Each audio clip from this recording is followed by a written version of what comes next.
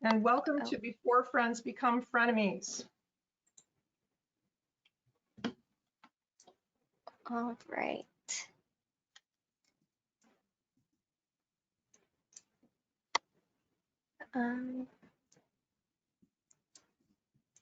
Okay. This webinar is sponsored by the Friends of Libraries section of the New York Library Association. Our program today will highlight approaches to conflict resolution and developing written guidelines that will help friends, their trustees, and library staff avoid conflict before it begins. And before we go on and introduce our speakers for today, if folks can just go ahead and acknowledge in the chat if you are seeing our webinar. I just want to make sure that you are seeing our screen. You should be able to do so in the chat function, which is listed at the right-hand side of your screen. Oh, and it looks like Amy's saying there's no sound.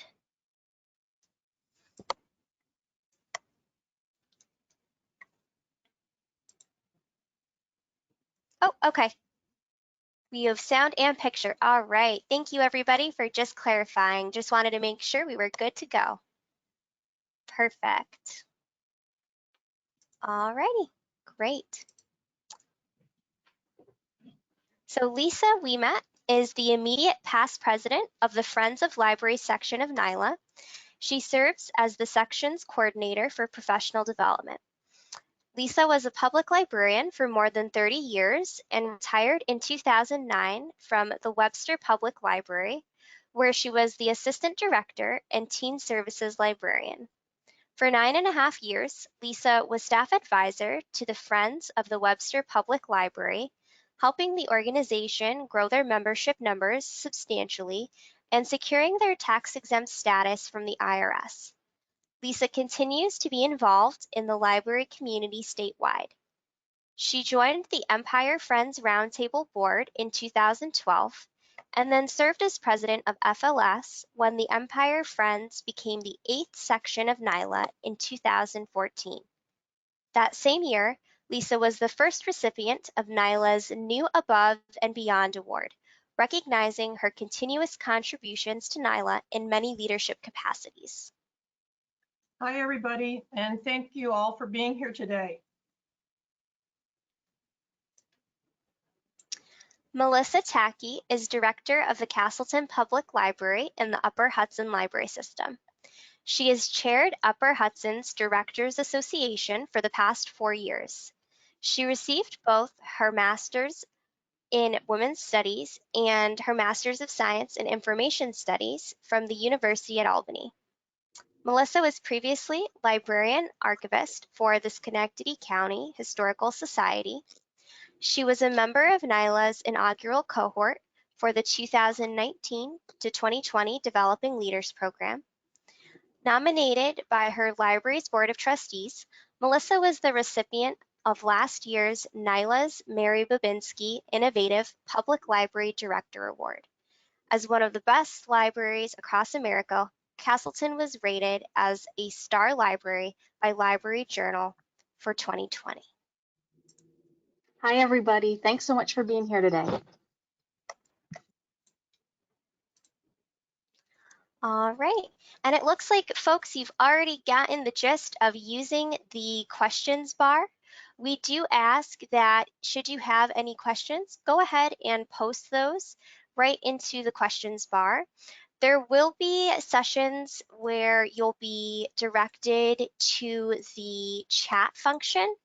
So just make sure you are listening closely to see if you are needed in the chat or in the questions bar. And I do want to let folks know that the presentation will be posted in the archives. So if you are someone who prefers to go ahead and just listen in on programs, knowing that you won't have to take so many notes, go ahead and take advantage of that feature.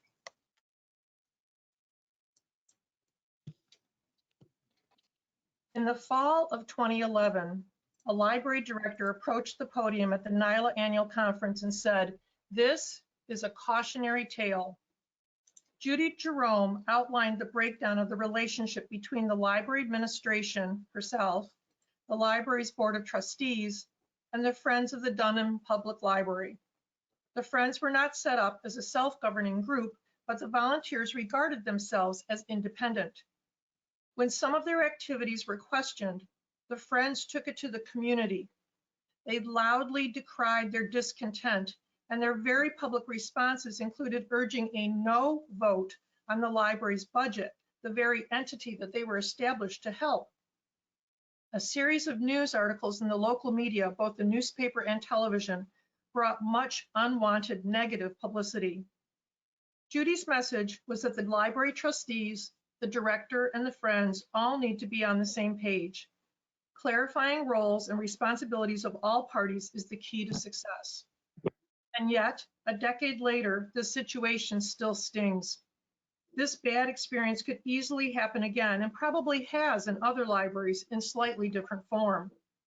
7 years later, at the NYLA Annual Conference in Rochester, the Friends of Libraries section offered a panel discussion entitled Friends, Directors, and Trustees Make a Difference Together.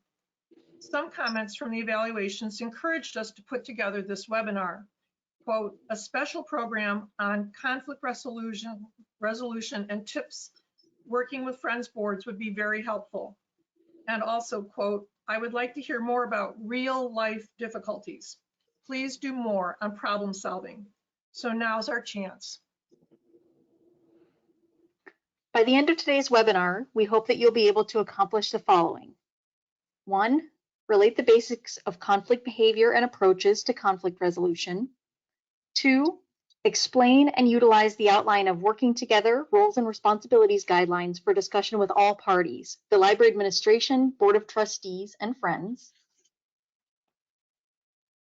We also hope that you'll be able to, 3, formulate a basic operating agreement for the Friends, library administration, and the library's board of trustees to manage operations smoothly and to guide the arrangements for a constructive partnership. And 4, prepare a standardized document to guide financial contributions from the Friends to the library. We'll be discussing various approaches for conflict resolution based on some real-life scenarios and making suggestions for communication strategies, focusing on how to get dialogue started among the affected parties. We want to assist you to set up a structure that will help the library and the Friends avoid conflicts now and in the future. As a reminder, please put questions in the questions bar as they occur to you, and we will address your questions at the end of the presentation. Friends are an incredibly valuable support system for our libraries, not just for the funds they help to generate, but for the goodwill and the public awareness that they create for the library. Friends often are valuable advocates, especially when the library is in need of increases in their operating budget or a major building project involves a capital campaign for extra funds. There are Friends groups, both new and well-established. Change and compromise can be especially difficult if there's been a long-standing tradition of doing things a certain way. A change in Friends officers, a new library director, or new members of the library's board of trustees often can trigger conflict for this team that supports the community's library. Planning ahead will help maintain courteous working relationships. Thanks go to the Hudson Valley High Steppers, the work group of the 2019-2020 cohort of the Developing Leaders Program of the New York Library Association. The Friends of Libraries section appreciates their willingness to share their research and materials for this webinar. The project Conflict for the Conflict Averse was developed by myself, Melissa Tackey, Castleton Public Library, along with Kathy Riley of the Beekman Library in Hopewell Junction, and Christy Lee of the Sojourner Truth Library at SUNY New Paltz. Here are some of the words that we associate with conflict. There will always be conflicts and competing interests, even among groups that have a similar mindset. We don't have many positive words to associate with conflict, but there can be good conflict. There are times when conflict leads to positive outcomes. Conflict can create an opportunity to resolve issues that have been brewing under the surface, lead to new ideas or lead to something better, bring people closer together, and present opportunities for change. There are many different ways to understand and analyze styles of conflict. we're focusing on the Thomas Kilmann conflict mode instrument, which is widely shared in different texts dealing with management, communication, and conflict resolution. The instrument can be used to understand and describe the approach to conflict that a person tends to use most often. It can help us as individuals to have more self-awareness and more understanding of those around us. But it can also be used as a tool to better understand different approaches to conflict. This instrument can help us choose what approach to conflict might be the most useful in a given situation. That's the aspect of the Thomas Kilmann instrument that we'll be focusing on today. According to the instrument, there's two primary orientations toward conflict: concern for self, assertiveness, and concern for others, cooperativeness. Assertiveness and cooperativeness each fall along a continuum represented by the two axes in the chart that you see here. Approaches with more focus on one's own interests and needs are closer to the top, while approaches with more focus on the interests and needs of others are closer to the right. I'm going to give you a brief description of each of the different approaches to conflict in the Thomas Kilmann instrument. We'll be discussing later when each of these approaches might be most useful in various conflict situations. Starting at the top left of the chart, competition is high on assertiveness and low on cooperation. This approach is win or lose, aiming to achieve one's objectives regardless of the perspectives or objectives of others. Going to the top right of the chart, collaboration is high on both assertiveness and cooperation. This tactic expands the range of possible options to resolve a conflict. The approach is to work together to develop mutually beneficial outcomes, achieving a win-win for all parties. At the center of the chart, compromise is in the middle of the spectrum for both assertiveness and cooperation. Like the competing approach, conflict is seen in win or lose terms, but the approach with compromise is for each party to give up something in order to gain something. Generally, the solution might only be minimally acceptable to all parties, but in the long run, good relationships will emerge intact. At the bottom left of the chart, avoidance is low on both assertiveness and cooperation. Avoidance might take the form of neutrality, not responding to a given issue, or simply withdrawing. It can also be used to postpone a discussion or a decision. Used appropriately, avoidance is a useful tool in dealing with conflict. Used negatively, avoidance can be used to deny that a problem exists at all. This can lead to relationships with simmering resentments and hostilities just under the surface, and unaddressed conflicts that persist or worsen. And finally, at the bottom right of the chart, accommodation is low on assertiveness and high on cooperation. This approach values maintaining a harmonious relationship with others above all else. Accommodation aims to meet the needs and interests of others, which may be at the expense of one's own interests. Used constructively, accommodation can improve goodwill in relationships. It can also be used to give space for people to grow and take risks. Used negatively, accommodation can lead to burnout, passive-aggressive behavior, martyrdom, and resentment. You might be asking, what's a frenemy? If you missed it in English class way back when, it's an oxymoron combining the words friend with enemy. You generally would be friendly toward a frenemy, but deep down you fundamentally dislike that person, or you might be in competition with them. Sadly, some directors, library directors, and boards of trustees see the Friends of the Library more as adversaries than supporters. Why is this, and what can be done to keep relationships friendly, accommodating, and cooperative? In some instances, these community volunteers are viewed with distrust by the library's board of trustees. Will these volunteers just do what they want? Will they become too powerful? Will they start out strong and then fizzle just when the library needs their support the most? The board of trustees and the Friends often find their relationship is complicated. The Friends have their own legal status. The Friends of the Library have their own independent governing body, generally composed of interested members of the community. The Friends are a separate entity from the library and the library's governance, but they exist exclusively to support the mission of the library. It is a close, intertwined relationship, and harmony is generally dependent on who is at the helm. It can easily become a power play. Here are some prevalent reasons that conflict can occur: misunderstandings, lack of information, poor communication, looking for someone to blame, a scapegoat, a person being under pressure from a superior to deal with a situation, and complaining to others, and generally not talking to the people that are truly involved in the situation. When we avoid or suppress conflict between the library director, staff, board of trustees, and the Friends, some of these situations can occur. Resentment can build. The resentment can even spill over to the point of anger, leading to a toxic relationship. Passive-aggressive behavior can become the norm. Groups or people on each side of the conflict can have low morale. The work itself can stagnate. The trickle-down effect begins as the power play and stress of the library director and Friends leadership can spread to library staff and to the Friends steering committee members. Everyone becomes involved in the conflict. And finally, issues that are not dealt with can escalate further.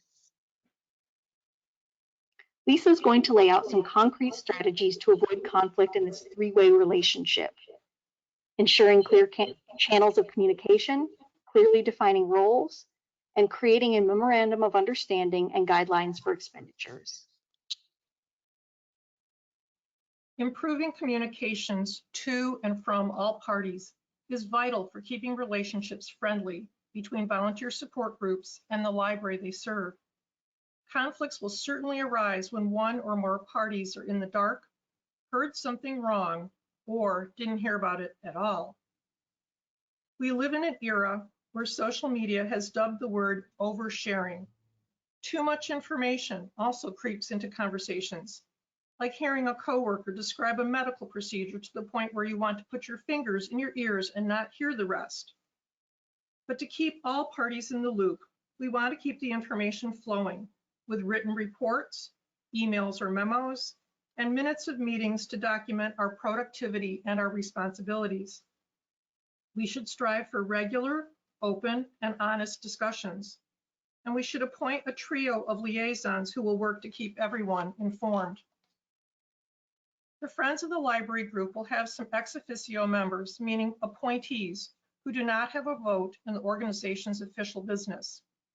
These individuals cannot vote on how funds will be allocated. These ex officio members also do not count in a quorum to conduct business at the meeting. They serve on the Friends Board by virtue of their position in the library or on the library's governance board. The first ex officio member of the Friends Board is the staff liaison to the Friends. This may be the library director or manager, or another staff member who is appointed by the director to work with the Friends. The staff liaison plays a critical role in identifying opportunities for the members of the Friends to be useful to the library within the scope of their mission. Beyond the official staff liaison to the Friends, the entire library staff can be champions for the organization, informing patrons of upcoming events and encouraging community members to become involved with the group. Friends operations have direct day-to-day implications for staff members, whether accepting donated materials from patrons for the book sale, or handling payments for Friends memberships or purchases from the ongoing book sale corner. It is imperative to keep all staff members well informed and have clear procedures in place. The second ex officio member is a trustee liaison to the Friends Board, a library trustee who is appointed to the position to attend the Friends meetings. Having the trustee at the meetings has a certain cachet. The Friends may feel more empowered, recognized as true partners, and appreciate that their concerns and needs are heard without being filtered through the staff. In exchange, the Board of Trustees should welcome a representative of the Friends at each of their meetings. The president of the library board should issue a personal invitation to the Friends Board to appoint a Friends liaison to the library's Board of Trustees. A Friends presence is vital to the Board of Trustees meetings, reminding trustees that there is a volunteer corps available to assist the library. Consider rotating this duty among the Friends officers and committee chairs. It is often an eye-opener to attend the library board meetings and understand the complexity of the business of the library board. This method sometimes also helps the library find new volunteer trustees when the time comes. It is essential that all parties in this arrangement understand the responsibilities and the limits of their roles. Frequent, clear, open communication about needs and expectations is the key to a successful partnership between the board, the director, and the Friends of the Library. It should also be noted that as the Friends group grows and changes, effective communications and cooperation are crucial to their success. Without the liaisons, things could easily fall into the she said, he said trap. Don't get tangled up into this type of discussion. Please don't just shoot emails back and forth. If there's something that really needs discussing, set an appointment. Get the Friends officers and the library director all talking face to face. And directors, if the library book sale chairperson continuously pops into your office at inconvenient moments, tell her that you cannot give her but a few minutes, and then offer an alternative. Can you meet with me next Thursday morning to discuss this further? This relationship is an alliance of friends, trustees, and staff members that provides a very strong support system. All of you are joining together for a united purpose to help the library and in turn the community at large. The roles of these three are related but very distinct. This document, Working Together, Roles and Responsibility Guidelines, is included in 2 publications, the Handbook for New Public Library Directors in New York State, and also the Handbook for Library Trustees of New York State. Directors and trustees may have been exposed to this in the orientation to their positions, but this might be new information for Friends volunteers. This handout will be posted with the webinar slides. The goal of Working Together is to itemize the distinct responsibilities of these 3 parties, the library director, the members of the Board of Trustees, and the volunteers and the Friends of the Library, and a wide number of arenas that will help us sort out who has accountability and what tasks or duties fall to that person or group. Let's first look at the responsibility areas of the library's director. Under general administration, the library director handles the day-to-day operations of the library within the framework of a strategic plan, policies, and the budget approved by the trustees. Under policy, the director is tasked to inform the trustees when a new policy is needed or a current policy needs revision. The library director's role in planning includes implementing the library's strategic plan, working alongside the staff, trustees, friends, and other community partners. In the area of fiscal responsibilities, the director helps to prepare an annual operating budget in consultation with the trustees. The director needs to make the Friends aware of any special financial needs that are not covered by the operating budget. Here are what the trustees are tasked with in those same areas of responsibility. First and foremost, under general administration, is recruiting and hiring a qualified individual to be the library director or manager. The trustees need to be informed of what is happening at the library through their own personal use of the library and the director's reports. As mentioned under policy, the board adopts written policies for the operations of the library based on input from the director and staff. The trustees ensure that the library has a strategic plan. They need to secure adequate funds to carry out library operations.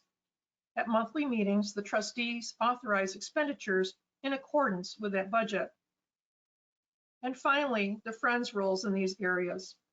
Under general administrative responsibilities, we find a great summation of what Friends are about. The Friends, quote, support quality library service in the community through fundraising, volunteerism, and serving as advocates. The Friends support the policies of the libraries established by the board.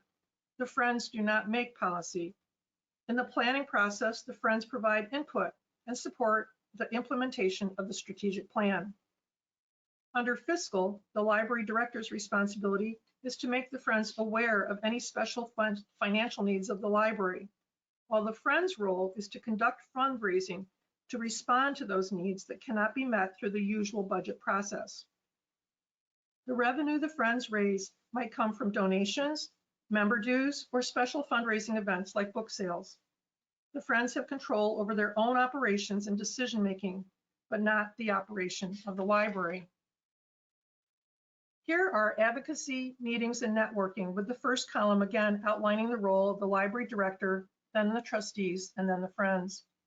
The library director needs to educate the trustees, the Friends volunteers, and the community at large about local, state, and federal issues that impact the library and the library community as a whole.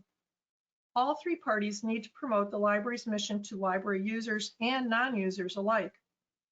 We've already outlined the importance of the various liaisons that should be in place that were mentioned under meetings.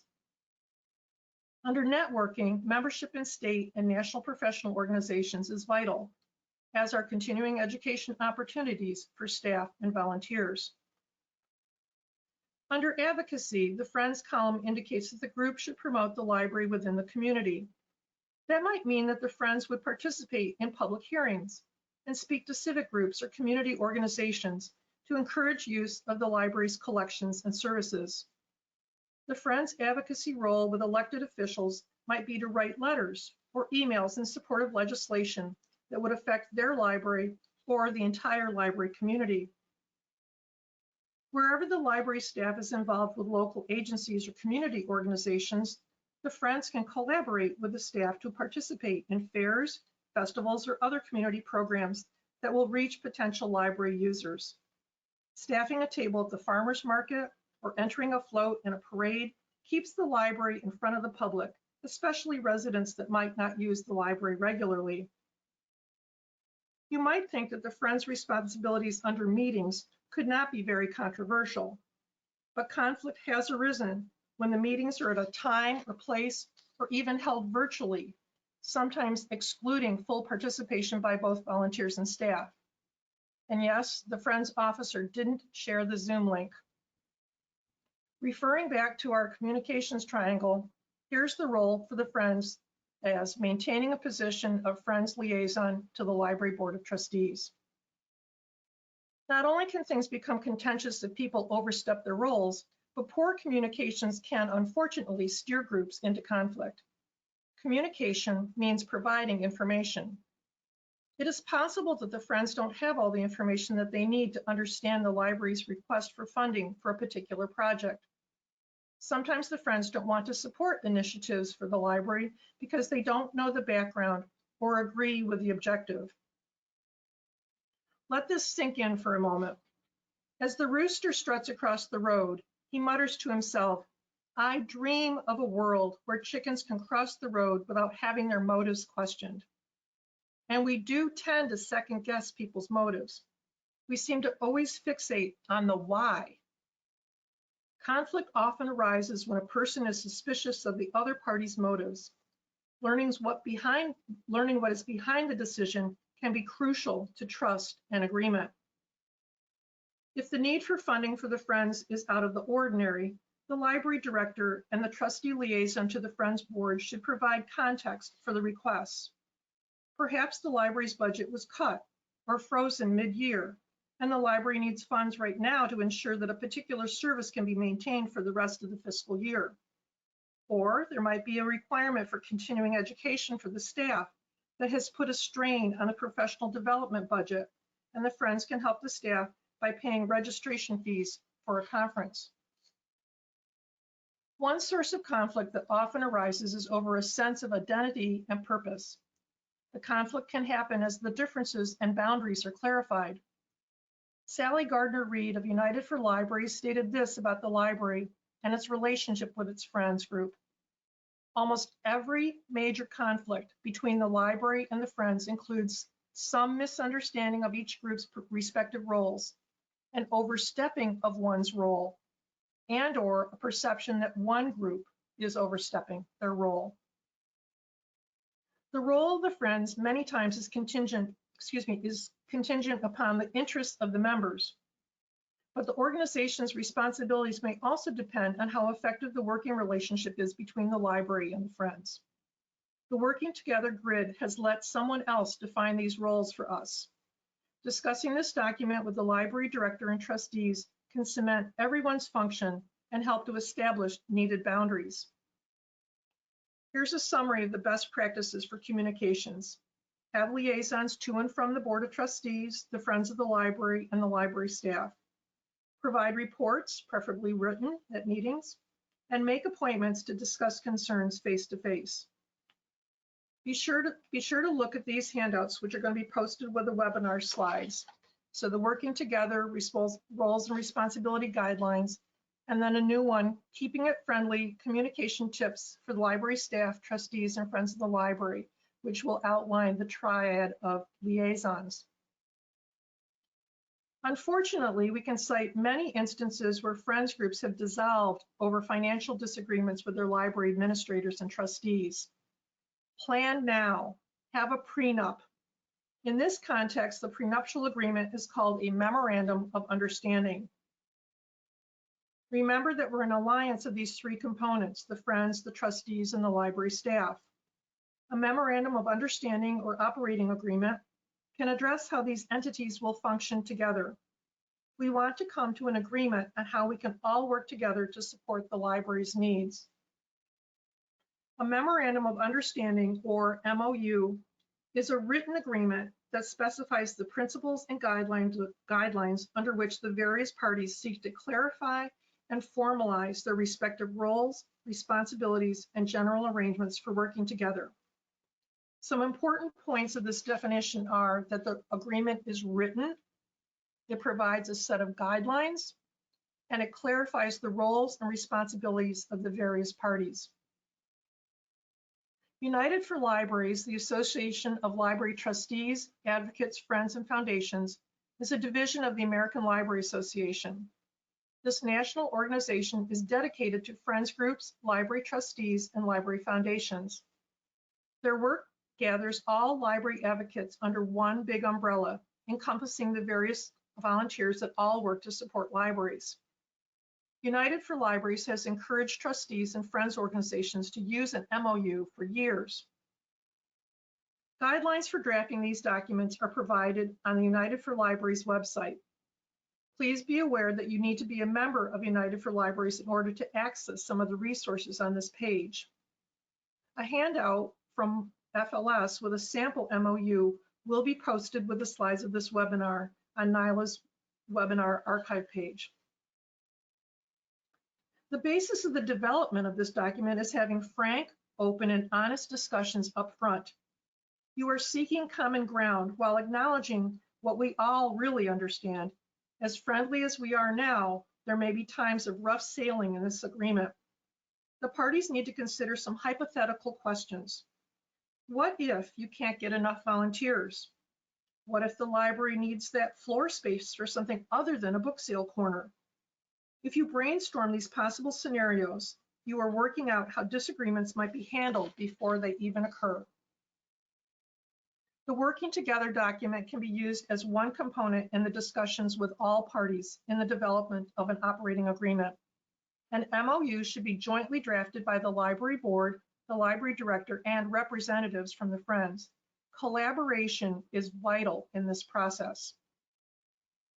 Here's another cautionary tale.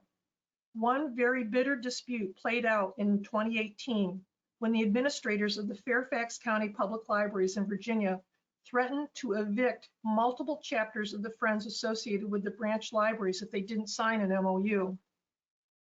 The MOU was drawn up by the Board of Trustees and presented to the Friends with a sign it or else message. It appeared that the Friends had little input to the process, and this led to a very public argument in the media. Your basic memorandum of understanding should have an introductory section naming the parties in the agreement and stating the distinct purposes of each group. The purpose of organizing a Friends group can vary depending on the volunteers' interests and community needs. Their mission needs to be aligned with the library's mission. A review of the Friends incorporation papers and bylaws will indicate why the Friends were formed. The Friends are usually organized to provide direct financial assistance for extras outside the scope of the library's annual budget, or even fundraise extensively when advocating for a new building, renovations, or expansion. Carry out volunteer work in the library on specific projects. Increase community awareness, appreciation, and the use of the library. Sponsor programs designed to add to the cultural life of the community. And work for the library for library appropriations and legislation that supports libraries. Conflicts sometimes occur when the Friends stray from their mission. If one of their purposes is to fundraise, how will these funds best meet the needs of the library? As an example, some groups have determined to award scholarships. Are those scholarships truly benefiting the library? Should those awards be given to any student in the community, or might these funds be earmarked for high school seniors who are employed at the library? Do you remember this game? It has its own pecking order. Paper covers rock, rock breaks scissors, scissors cut paper. It can determine which person goes first, and the game eliminates the need for a coin toss. But this game could devolve into something more sinister, more menacing, something where who comes out on top will be the winner and not just getting to take the first turn. When conflicts arise between the friends and the staff, or the trustees and the friends, it is sometimes hard to remember that we are all on the same side. We only want what is best for the library. Having an MOU will help to avoid conflict before conflict arises. Getting it in writing can keep conflicts from surfacing by lining out the expectations for everyone in a clear fashion. Let's talk for a moment about something that is often a source of conflict: how to handle an avalanche of donations and what to do with items that just cannot be sold. Many libraries do not have the room to devote to storage of materials for book sales. One friends group had a book sale chairperson that was a true pack rat. All books seemed worthy for a sale despite their condition. But this led to keeping donations in an unsafe manner, to the point where the town's fire marshal said that the situation had to be addressed, that the boxes were preventing safe exit from the building for volunteers and staff. At a different library, where the library leased space in a shopping complex, the director stated unequivocally that she would not pay rent for space to store book sale donations. Her argument was that the minimal amount raised at the annual sale could hardly offset the rent for the other 11 months of the year.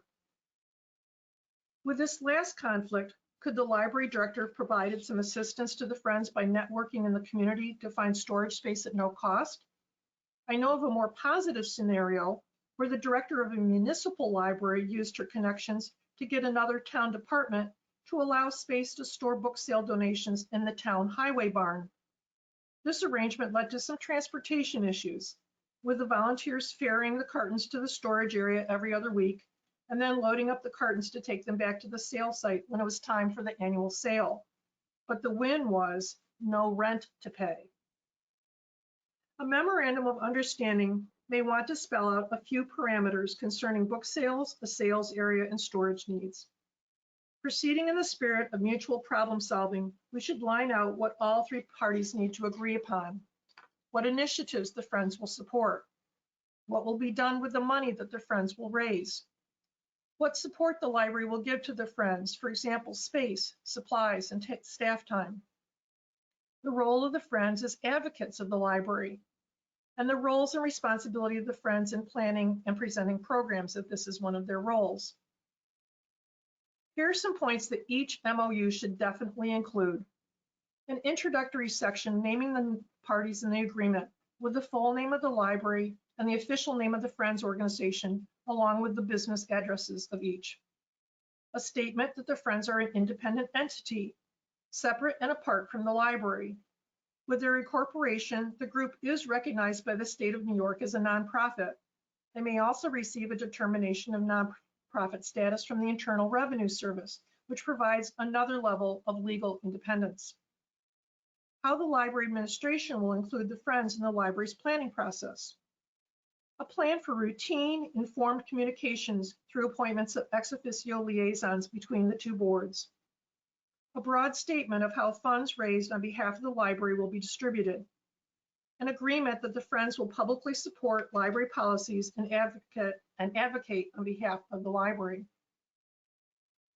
The memorandum of understanding may also include the mission statements of both the library and the Friends, delineating the distinct purpose of each group. What types of support the library will provide the Friends, for example, work and storage space, website hosting and maintenance, public space to display promotional literature, shelves for a book sale area, and assurance that the Friends will take the steps necessary to maintain their nonprofit status by complying with all directives from the IRS for 501c3 organizations. Don't forget to discuss staff support. Besides the staff liaison to the Friends, will any other staff members provide assistance in partnership with the volunteers? For example, the accounts clerk or bookkeeper, the circulation desk staff to accept payments from the ongoing book sale, or a clerk with great tech skills to assist with setting up a membership database that the volunteers can maintain. The statement can be broad, indicating staff might help the group in small ways. Not all tasks associated with the Friends can be easily carried out by volunteers on a day-to-day basis. An MOU does not need to be lengthy or complex. It does need to be well crafted and reinforce sound policies. Once completed, the Memorandum of Understanding is signed by the President of the Trustees, the Friends President, and the Library Director. Each person signing the agreement is acting on behalf of their entire board. Lastly, there should be a periodic review and an evaluation of the document. It is not once and done. Is it feasible for each party to do what they said that they would do? Does the current way of work dictate that some additional responsibilities or obligations are needed for either side?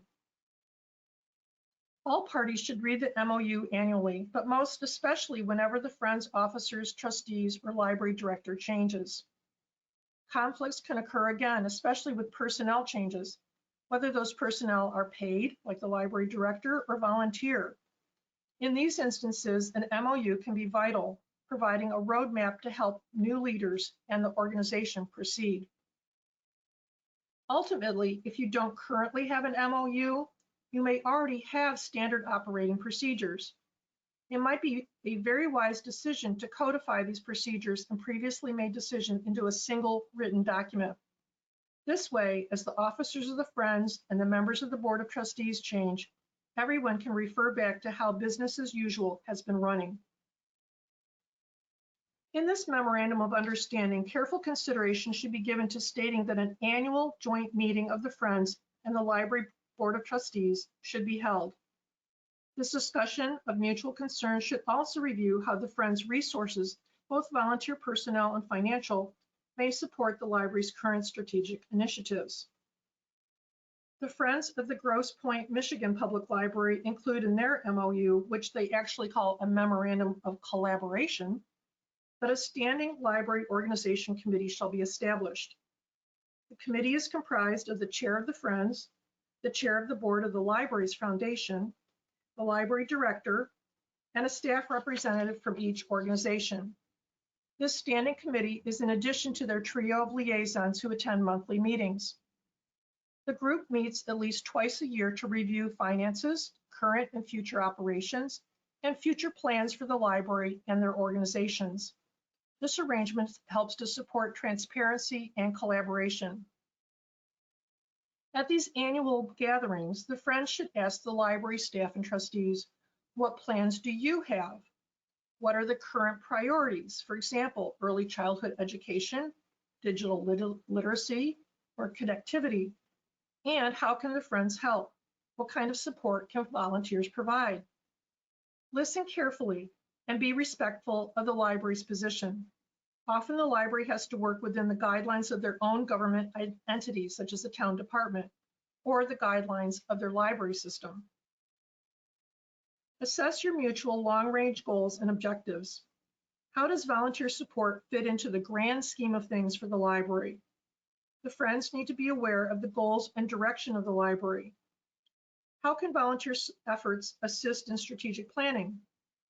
Brainstorm some short-term goals and priorities, and see how those efforts in the near term can feed into the long-term goals. There should be a discussion of the library's budget and the amount the Friends hope to give during the coming year. At the very least, the Friends liaison to the Board of Trustees should outline a work plan and projected events, for example, book sale dates, and ask the library's board approval of these initiatives before planning on the fundraisers begin.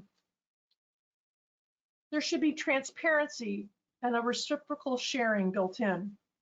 Every year, the library should provide the Friends with a detailed report describing the use of the money coming from the Friends. This allows the Friends to promote their donations to their members. We made this happen. Promotion of these gifts and enhancements to the library may conceivably attract new donors or Friends members from the general public. It is very important for the Friends leadership to be able to proudly point to the concrete examples of the organization's support of the library.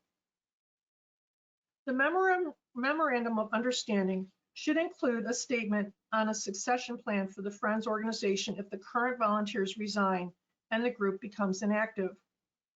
Because many groups look to United for Libraries for a sample Memorandum of Understanding, this phrase, which ends their sample MOU, has been perpetuated in many MOUs in New York State and beyond. The Friends agree that if they cease to actively fundraise and promote the library, they will disband, allowing for a new Friends group to be established in the future.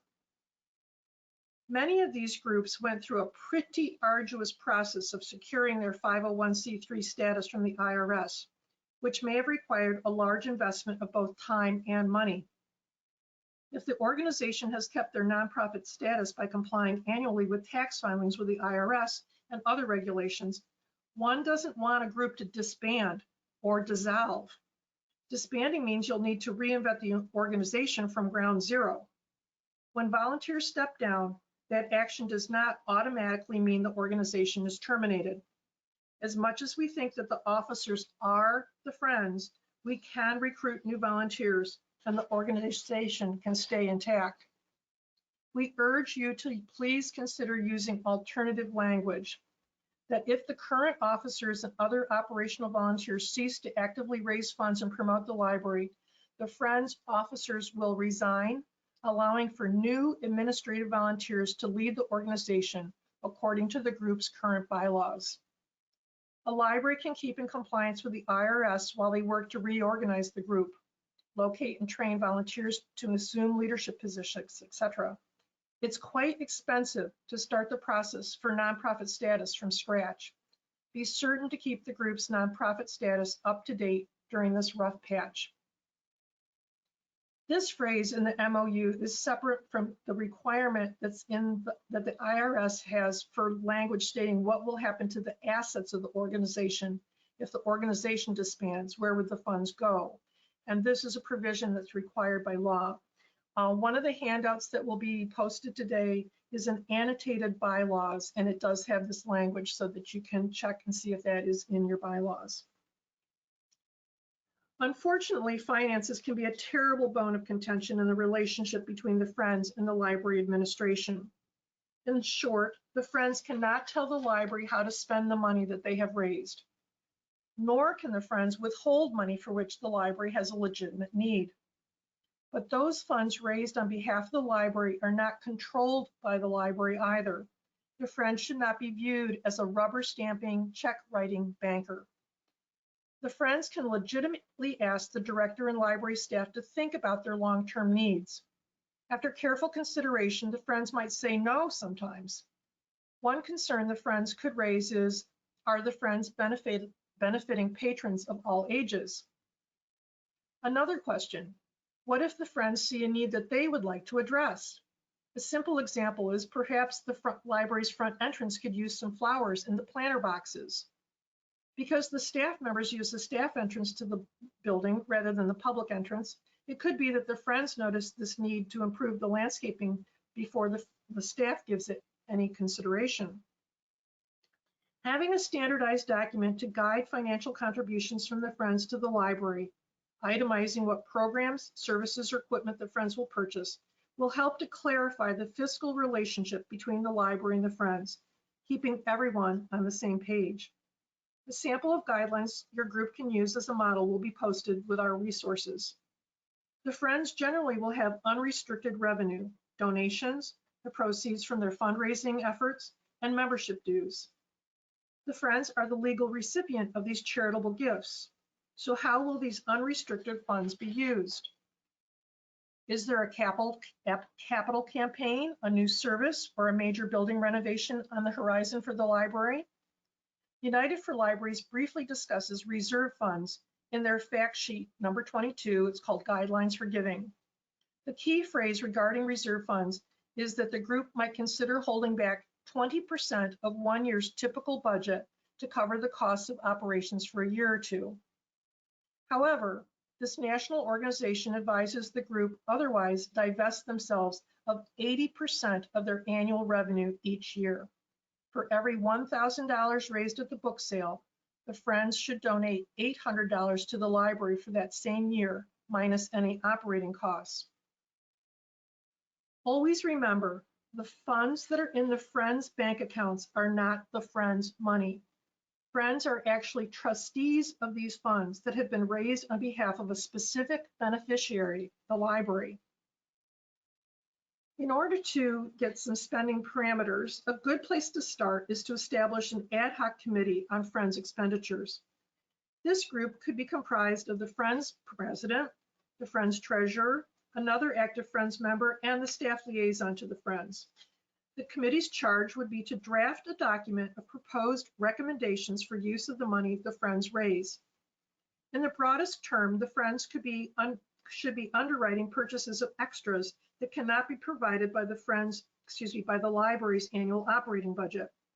It is the Board of Trustees' responsibility to preserve and maintain the library's day-to-day needs and services through the library's budget process. The Friends' role is to expand upon those basic services and programs. An example is an infusion of extra funds to meet the needs for high-demand materials like ebooks in 2020. When a new audiovisual format comes along, the Friends could provide startup funds for a new collection of the latest technology. This ad hoc committee will need to do some homework. Look through the last 5 to 8 years of bills that the Friends have paid. What kinds of expenses have the Friends been covering? Make notes about the bills by category. Expenses might fall into some of these categories: fees for program presenters, equipment or furniture, inventory of items for fundraising like book bags or t-shirts, gifts or recognition events for volunteers, office supplies, and plants for landscaping. The committee might want to refer back to the Friends' mission and purpose statements in the group's incorporation papers. Do the Friends' purpose state that they raise funds? Does it mention how, such as through book sales or membership dues? The objective is to craft a statement of examples of what is generally funded, creating the guidelines for future requests. The guidelines for expenditure of funds should give a general statement about what the Friends will underwrite and include the phrase that cannot be provided by the Friends' by the library's annual operating budget. Using invoices that have been reviewed, make general groups of purchases that would be outside the library's general operating budget. In the written recommendations, it may be helpful to give specific examples of items to be purchased to clarify the types of expenses. What would make a reasonable request? Citing examples of items bought previously can help future decision makers. So here are some ideas that the Friends would probably fund on a regular basis. Equipment purchases for public use, such as outfitting a makerspace with a sewing machine or a 3D printer. Equipment that will enhance the library's environment. Examples would be literature racks, a memorial plaque, shopping baskets, or a laminating machine for signage. Materials for the library's collection or maintenance. Some Friends have purchased a disc inspection and repair equipment to keep the DVD and music collections in good repair. Inventory of items to be sold as fundraisers, as I said, tote bags or t-shirts. Recognition, thank you gifts or contributions to receptions for individual Friends members or for staff for outstanding service. The Friends might donate a book to the library's collection in honor of a volunteer. They might cover the expense of a floral arrangement for a special reception or a modest retirement gift for a longtime staff member. Nominal expenses for representatives of the Friends to attend a library conference or lobbying activities. Supplies for Friends projects and fundraisers such as flowers for landscaping or ads for the book sale publicity, or even a canopy or a banner for a Friends booth at community events.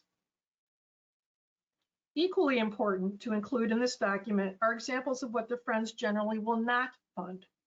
Lodging for a Friends officer in conjunction with library conferences or lobbying. Equipment or furniture for staff use in the workroom area, like a task chair. Supply costs like general office supplies or craft supplies, unless these items are used by the Friends, such as copier paper or toner to produce Friends membership flyers and newsletters, and gifts for individual volunteers for regularly offered services. These last two categories actually drove the development of these guidelines for the Friends group that I was liaison to. The Children's Department amassed a storage closet full of consumable supplies for crafts like yarn and felt, and yet continued to ask regularly for funding for materials. The Children's Department staff also wanted to purchase T-shirts for more than 50 young volunteers who provided assistance with the summer reading game. The quantity of shirts needed pushed the bill into several hundreds of dollars. The Friends determined that they would instead give funds for refreshments for a party to thank the volunteers at the end of the summer, which benefited far more children. A major decision to address in these instructions is how are the funds to be requested and by whom?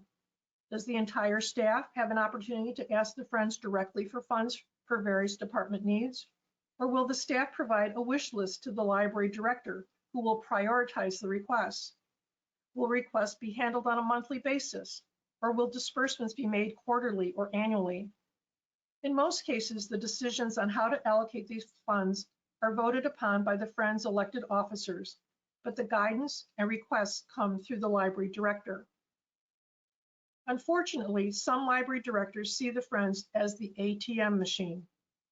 Working together to develop these guidelines can help build consensus and reduce the resentment that could build up over an ATM arrangement. A procedure for the request should be spelled out, designating how the request should be made and by what deadline. The request should be made in writing and given to the Friends president in time for the business to be added to the Friends meeting agenda. The guideline should be also indicating how the staff member who made the request will be notified about the funding decision. The Friends group support many purchases that are beyond the scope of the library's operating budget, including underwriting special programs or fees for performers, simple refreshments at program events, purchasing furniture for public use or fixtures like display units, building renovations, or technology like hotspots for loan. Here are a few other items that we've heard about that are kind of unique. A bike rack, a bicycle repair station, ebooks and digital subscriptions, a color printer for public use, a reading garden for reading garden and landscape improvements, museum passes, or STEM activity kits. We'd like you to put a reply in the chat to this question. What's one extra that your Friends group recently purchased for the library? Once we have some responses, we'll have our chat monitor, Sarah, read out some of your answers. And while we wait for your responses, I'd like to ask Melissa how she approaches funding requests with the Friends of the Castleton Public Library. I wondered what kind of purchases you've made with your Friends' help. Thank you, Lisa. Some of the things recently that the Friends have paid for as an extra for us is during 2020, we really needed to increase our purchase of e-content. And so the Friends gave us quite a bit of extra funding that we used toward that effort, as well as loan of Wi-Fi hotspots, and they fund our museum pass program. Okay, excellent. So, Sarah, anybody put a couple of comments in the chat?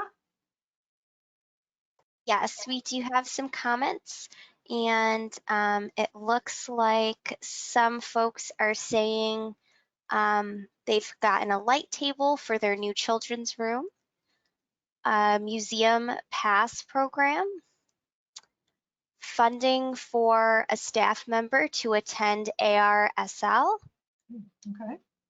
daffodil bulbs for planting in the outdoor library space. And then it looks like we've also got a mascot costume. Oh, very good. Okay. All right. Thank you for those ideas. And hopefully somebody will get a mascot for their library. The guidelines for expenditures for funds can be just one aspect of a set of standard operating procedures for volunteers involved in handling money. Financial oversight is vital to all Friends groups. Keeping track of things purchased, developing an annual budget, maintaining a chart of accounts, establishing a procedure for invoices, all factor into good financial systems. The Friends books will only become more complicated over time. Sound practices will make compliance with the IRS and completing tax reporting forms much easier. Whether you are an association library, a school district library, or a municipal library that is a town department, someone is providing oversight for the library's finances. The library director will know how the library's revenue and expenses are handled. Whatever the library's governing body does, the Friends should follow their lead and provide similar financial accountability for the funds that they intend to raise and expend on behalf of the library. The Friends need to watch over the organization's financial health and be good stewards of the funds so that so many volunteers have raised through their considerable collective efforts. Put procedures in place that parallel what the library does to comply with any audits. Use purchase orders. Prudent procedures for the Friends include saving receipts of all kinds and amounts. Donations and membership dues need to be tracked. The Friends treasurer should distribute a written monthly report at the Friends meetings, allowing all Friends officers and the staff liaison to the Friends to review income and expenses, ask questions, and provide oversight. Create controls for the funds that the Friends raise. Consider having a deputy or assistant treasurer prepare items for the treasurer to pay. A deputy treasurer can complete some of the steps necessary to complete before the bill can be paid. For example, if the invoices come, has the item actually been received yet? Establishing this important position allows another volunteer to start to learn the ropes in order to become treasurer. It is one huge step in a succession plan for the organization. Unfortunately, unscrupulous volunteers have made their way into bank accounts of nonprofit organizations in the past. Sometimes the temptation when handling large quantities of cash is just too much to resist. Put safeguards in place to make it difficult to mishandle funds. Checks should require 2 signatures. The signatories on the Friends bank account should be known to all officers and the library director. Always have multiple volunteers count the deposits of cash from any fundraiser together to ensure that there are fewer ways for one person to dip into the money. You certainly do not want the Friends to be in a headline like this. These guidelines for expenditures of funds will help everyone in their decision-making process. These standard recommendations can be discussed with the Friends Executive Board as different ideas arise. Always remember, this document is not carved in stone. Decisions can be made outside of the scope of these standard purchases, and the document should end with a statement to that effect. Just like the bylaws, the document should be adopted by motion at a Friends board meeting and then submitted to the library's Board of Trustees for their acceptance. About every 2 years, it would be a good idea for the entire Friends board to read these over and accept them again or amend them as necessary. These guidelines would be a good first step on the way to an MOU if one isn't in place. We would encourage you to have a broad statement in your memorandum of understanding on fundraising, book sales, and how Friends funds will be utilized. Thank you, Lisa. Okay, so now we have our documents in place. What could possibly go wrong? Returning to the application of the Thomas Kilmann conflict mode instrument, we want to apply these approaches to some common conflicts that might arise between the Friends and the library, such as money scuffles, lack of communication, and overstepping roles. We're going to pose a few scenarios that might seem familiar. Then we'll focus on some discussion starter phrases that could lead to productive conversations about the conflict. All of these scenarios and the way to approach a discussion will be posted as handouts with the webinar slides. There will also be a handout summarizing the Thomas Kilmann conflict mode instrument, as well as descriptions of when certain approaches to conflict might best be used.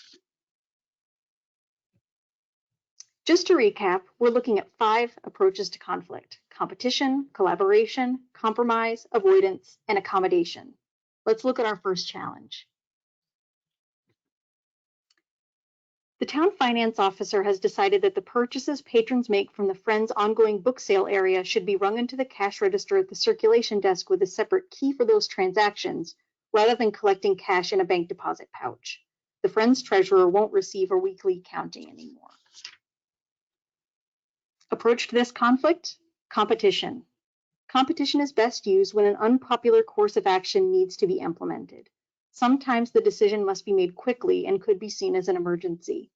Some discussion starter phrases include, "What do we need to do to make this acceptable to you?" Or, "I know this will not be a popular decision, but we must." Sometimes conflicts don't involve a group of people, but just one individual. Focus on how the treasurer will no longer be required to make up weekly bank deposits, and that this procedure will be far more secure than the current cash handling by the staff. To make it acceptable, a win-win, offer that at the end of the month, the staff member that reconciles the cash register could provide the Friends treasurer with a breakdown of the total book sale revenues week by week. Okay, and now on to another conflict scenario. The book sale committee members want to earmark the proceeds of the fall book sale as a donation to the local literacy charity for children in the community. The staff liaison to the Friends points out that the Friends' purpose statement in their bylaws specifically said that the Friends will only raise money for the library. Approach to this conflict: collaboration. Collaboration is meant to develop consensus in order to implement a decision. It is the best approach when the issue is important to everyone and in turn to the entire organization. Some discussion starter phrases include, "What if we," and "Let me suggest something different." The staff liaison to the Friends needs to be cautious to not micromanage the discussion or control the group, but is certainly correct to jump in to stop this. The Friends need to be aware that spending money for other purposes not directly linked to the library may adversely affect the organization's 501c3 status if significant funds are dispersed in areas outside of the group's mission. One suggested alternative that might satisfy everyone would be to invite the literacy charity to the book sale before the concluding bag sale to take as many remaining children books as they would like for their organization. It's a win-win. On to another situation where conflict might occur. The library has determined that to save money in trees, they will create an electronic newsletter for patrons rather than a printed piece, which had always included a page to promote the Friends and their activities. The Friends feel their members would rather have a print newsletter and fear that no one will read the newsletter if it's in their email. Approach to this conflict: compromise. Do you remember being on a teeter-totter on the playground and trying to find the balance point where each of you are suspended in midair, the point where no one is really up or down? When needing to compromise, depending on your perspective, you often see the choices as bad options or even worse options.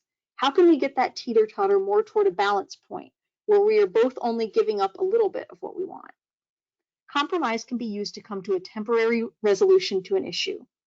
It can also be used when an issue needs a quick solution so that the group can move on. This approach is best used when the issue is moderately important to all parties. The solution allows each person in the conflict to obtain part of their objectives, but not necessarily all of them. Some discussion starter phrases include, "Help me to understand," or "What could we potentially gain from this change?" Focus on what the Friends will gain. Given that an electronic newsletter doesn't have the same length restrictions as a printed newsletter, negotiate that the Friends can fill 2 full pages with color photos and so on, and that the new newsletter will always have a half-page Join the Friends membership form included. The Friends will have more space, can promote the group to many more library patrons of all ages, and have a regular recruitment tool. Now let's explore a situation that might provoke tempers to flare between two parties. A longtime member of the Friends leaves a significant gift to the Friends in his estate plan. The library's board of trustees knows that he wanted to make his gift to the library to help renovate the library's reading area. At a board of trustees meeting, the board's president states that the trustees should control these funds, not the Friends steering committee. The Friends liaison to the board becomes angry hearing this comment. The conversation quickly becomes heated. Approach to this conflict: avoidance. Avoidance is often used when an issue is unimportant, but who controls the money and for what purpose seems very important. Why would we want to avoid this discussion? Avoidance can allow time for people to calm down over the initial conflict in order to eventually resolve the conflict in a constructive fashion. Avoidance is an approach when the potential damage of confrontation exceeds the benefit of solving the conflict. We want this team, this relationship to continue. We have to work together. Some discussion starter phrases include, can we revisit this issue at a later time? Or how can we solve this problem without damaging our relationship? To use avoidance tactically, start by acknowledging the strong feelings on either side of the issue. Remind everyone of the bigger picture. We all want what's best for the library. Postponing the discussion gives people time to regain their composure and perspective on the issue, as well as to get more information or support. After some time has passed and keeping shared interests and relationships in focus, discussion between the two groups will likely be more productive. In this case, avoidance is used tactically as a temporary approach, not to ultimately solve the issue. What does the Memorandum of Understanding state about monetary gifts? The MOU should have a statement about who will have this final say on accepting or declining gifts to the library. A positive resolution would be that these discussions could help the Friends determine to establish a fund with the local community foundation. The Friends could hold the gift in an endowment fund, but release a reasonable amount of the funds to help renovate the reading area now. And now let's look at our final scenario. The Friends Board of Directors have discussed over several meetings whether or not to have a lifetime membership in the Friends when they change their dues categories on their new membership brochure. Any membership fees are established by the board each year, and this new category won't require a bylaws change. The group is deadlocked. Approach to this conflict: accommodation. Using accommodation allows people to develop and grow as they experiment or take risks. It can also be used when you want to preserve harmony or make a gesture of goodwill. Accommodation is the best approach when the issue is more important to the other person than to you. You might even realize this approach is the way to go if you were in the wrong. Some discussion starter phrases include, what's getting in the way here? Or, could we try this? Any feedback from the staff liaison to the Friends should be positive, constructive, and consistent. Listen to both sides of this discussion with empathy. Ultimately, what's so risky that this change shouldn't be implemented? It's just one more option for donors. Stress that contributing members who support the library with their money are just as important as active members who volunteer as officers and committee members. If nothing else, encourage some fact-finding from other Friends groups that have offered lifetime memberships. The results might be surprisingly positive. With all of these conflicts, referring back to our MOU could help guide the conversations. It's difficult to come to unanimous agreements in many instances. We've even avoided describing MOUs as operating agreements and language that implies that we agree to do the following things, because agreeing is hard work. It's sometimes impossible. Focus instead on, here's what we mutually understand. Here is how we said we would collaborate. When people are looking for ways that promises have been broken, it can lead to a stalemate and a he said, she said standoff. If you've reached an impasse, here are some ideas. Each party should share their underlying feelings, concerns, and needs about the issue, offer a creative suggestion to move ahead, and state the actions it is prepared to take to create a better situation. In these discussions, be respectful, objective, and descriptive. Practice active listening skills to make sure that those who have opposing views clearly understand each other. Make sure everyone has had an opportunity to be heard before making a decision, and also to express their thoughts and feelings after a decision is made.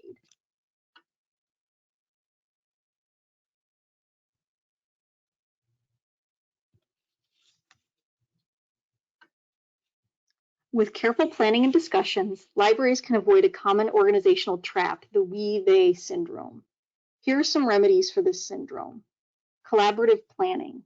Work on achieving mutual agreement up front with careful delineation of roles. Determine who does what and what the boundaries are. Clarifying expectations. Tell each other what you hope to do, will do, plan to do, and then strive to meet those expectations. Open communications. All parties have a vested interest in the library, but also in the Friends as a support organization. Work to keep everyone informed and on the same page. Risk-free evaluation. Yes, this is a volunteer organization, but there's still accountability. Focus on the issue. When things go wrong, discuss it and determine how to improve it the next time without finger pointing and laying blame. Retribution drives people away. And now I'm going to turn it over to Lisa.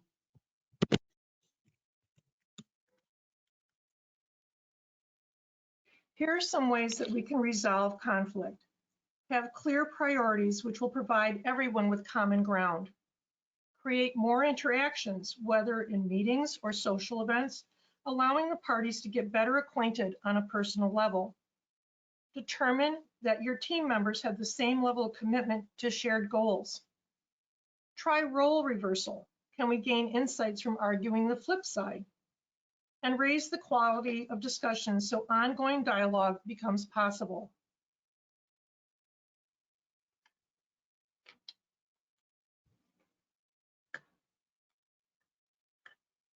One of the most important components in reaching agreements is understanding exactly what the other party's concerns are. Listen carefully and gather more information for clarification. Encourage discussion so each side can understand the other's point of view. Listening and understanding can help everyone make great strides in coming together to create a solution that works for everyone. I started with a cautionary tale. I'd like us to end with a success story. As Melissa and I discussed the relationship that she, as the library director, has with her friends, it seemed that during the 6 years that she's been the library administrator, that there has not been any real conflict between the library and the friends that needed to be addressed or overcome. I was somewhat skeptical. No skirmishes, no volunteers threatening to quit in a huff. And then she mentioned that her group doesn't do book sales. Say what? The book sale has become such a mainstay of friends groups. I was just pretty surprised to think that these friends did not have sales and yet provided the Castleton Public Library with some strong and consistent financial support. Melissa is going to share her story of a standard fundraiser that just did not work out as everyone had planned, and the resolution that she and the Friends of the Castleton Public Library arrived at. Thank you, Lisa. During my first year as director in 2015, the Friends held their annual book sale on the front lawn. We'd set aside our weeded books for the sale, and book donations from the public came in like a tidal wave. After the sale, the Friends had made about $300, and it seemed like only a small dent was made in the volume of books. Leftovers were stacked in boxes that filled about half of our only meeting room. I was assured that the leftovers would be removed within a few days, then a week, then crickets. It turns out that the book recycling company with disposal bins throughout our region had pulled out of the area right before the sale. The Friends didn't know what to do with the leftovers.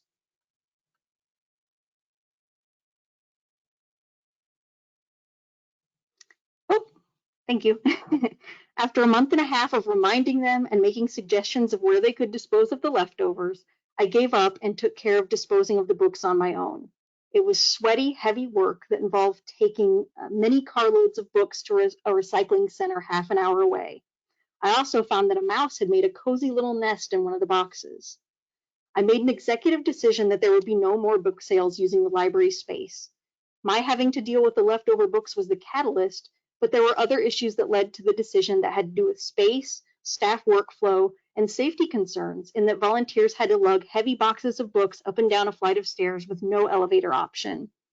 At the next Friends meeting, I politely and kindly let the group know my decision, why I had come to that decision, and making it clear that it wasn't negotiable. I was met with understanding and agreement, although a couple of the Friends were disappointed. The group had always had a few different fundraisers throughout the year. With the annual book sale off the table as a fundraising option, they put efforts into their other fundraisers, like weekly bake sales in conjunction with the summer concert series in town, and a spaghetti dinner and raffle baskets. They brainstormed new ideas to raise money. Because Castleton is very close to Albany, the group has been able to do several fundraisers with large corporations like Barnes & Noble, Applebee's, and Boscov's department store, which offer money-raising opportunities to nonprofits. And going forward, anytime a fundraiser involves people dropping things off at the library, whether it's cookies for a bake sale or cans for a bottle drive, we communicate with each other to make sure the Friends pick them up promptly. Occasionally, the idea of a book sale has been proposed, and I gently remind them that the library space won't be used for gathering donations or holding the sale. Today, the group of 6 active Friends members holds several fundraisers throughout the year. They net between $6,000 and $7,000 annually and are easily able to give the library the $5 the $5,000, maybe they wish it was $5,000 per year that we ask for.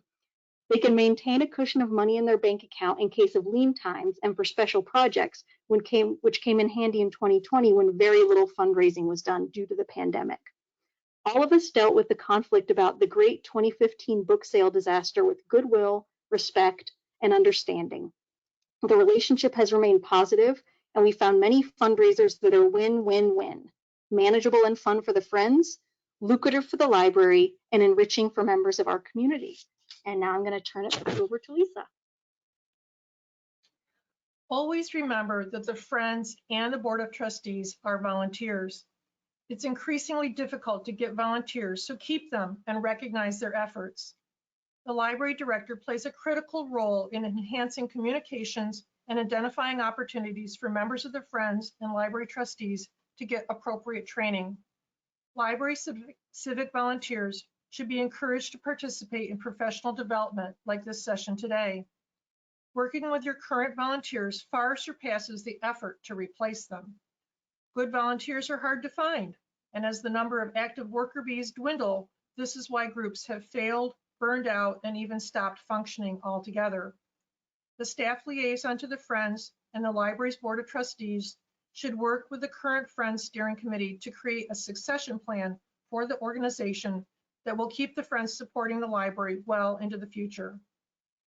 As we have pointed out, good communication and cooperation among the library staff and trustees and Friends is crucial, not only at the outset of the relationship, but as the library and the Friends grow and change. Like any other worthwhile organization, Friends groups require care and commitment so they can be most effective in their work. We are a team supporting the library for the entire community.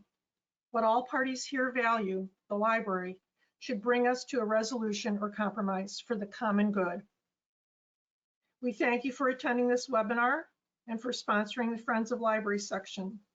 We appreciate devoting time today to these very important issues, and we wish you continued success in building strong, productive relationships in your community.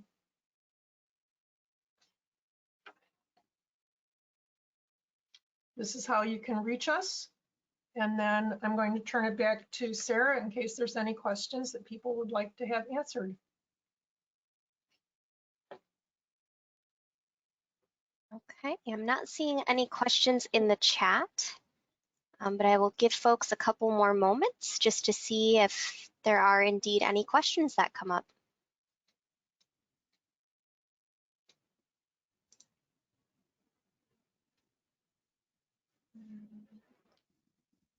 Okay. I am not seeing anything in the questions section. I just want to go ahead and thank everyone for attending. And of course, thank you, Lisa and Melissa, for your presentations and for supporting the Friends of Library sections of NYLA. We appreciate you sharing your expertise with us. And just a reminder that this presentation will be posted in the archives. I will just say it may be about a week until you will see that reflected. So please be patient with me. And I'll also have the materials linked as well so that folks can go ahead and actually see the presentation itself. Alrighty. That's all we have for you folks today. Thank you so much for coming and attending, and we look forward to seeing you at future NYLA webinars. Thank you. Thank you, everyone. Have a great day. Thank you.